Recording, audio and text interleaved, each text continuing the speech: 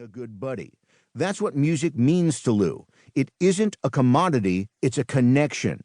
I've enjoyed his stories for 20 years, and now I hope you enjoy them too. So dig in, fair reader, go forth and wreak havoc. Oh, and Lou, tell them not to forget the fucking golf shoes. Preface. Some of my earliest memories revolve around music.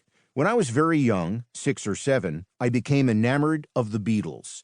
As they were famously first introduced to the United States on The Ed Sullivan Show, I would dutifully sit on the parquet floor of our living room in front of the television with my family each Sunday night, hoping for them to appear. Sullivan's Show was the top-rated variety program in the country, presenting a wide mix of entertainers, including actors, comedians, musicians, jugglers, and animal acts. You never knew what you'd see. I would then spend the week mimicking whatever I'd viewed, telling my folks I'd be on the show someday.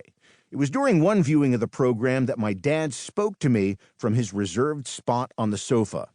"Son, be the pointer." "What do you mean, Dad?" "Every week on the show, there are all sorts of entertainers. They come and go. It's not steady work. However, Ed Sullivan is there every week, and all he does is point at the acts as they come out. He doesn't need any talent, and he gets a steady paycheck just for pointing. So if you're thinking about show business, be the pointer." So essentially, that's what I do for a living. I'm a pointer. I point out good music, I point out good movies, I point to the band coming on stage. My old man was pretty smart. Overture. Who does what? A primer on the jobs of the music business.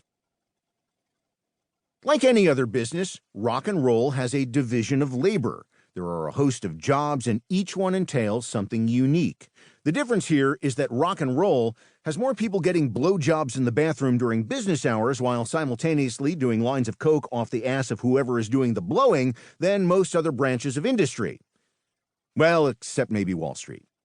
Here is a list of the more common music industry positions dealt with in this book. Lead singer. The person in front of the band. Not always the smartest human in the group, except when it comes to getting laid. The large percentage of them fill up any room they enter with happy excitement. They are charismatic beyond normal human expectation. However, a small number of lead singers are black holes that suck the souls out of those around them in their never-ending bid to be the center of the universe. There aren't a lot of those types, but there are some. Lead guitarist. This is someone who locked themselves in their bedroom at a very young age to learn how to play along with all of their favorite songs. Many of them suffer a paleness of skin due to this, from which they'll never recover.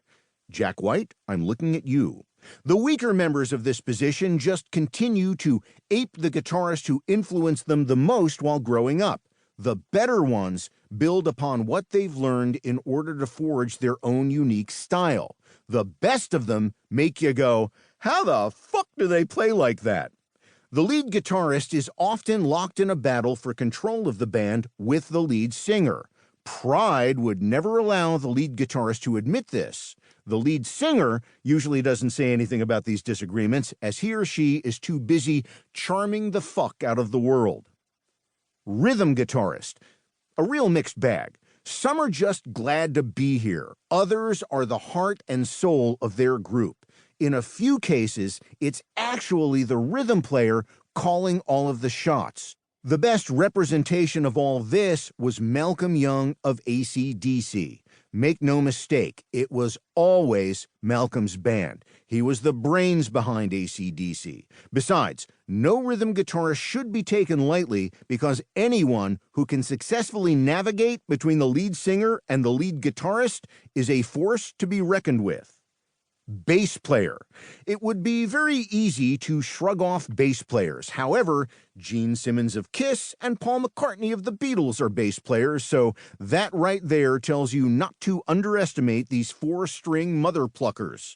In some cases, the bass player is an incredible talent, like John Entwistle of The Who or Tony Levin of King Crimson, Peter Gabriel. In others, they are the least talented but most driven with the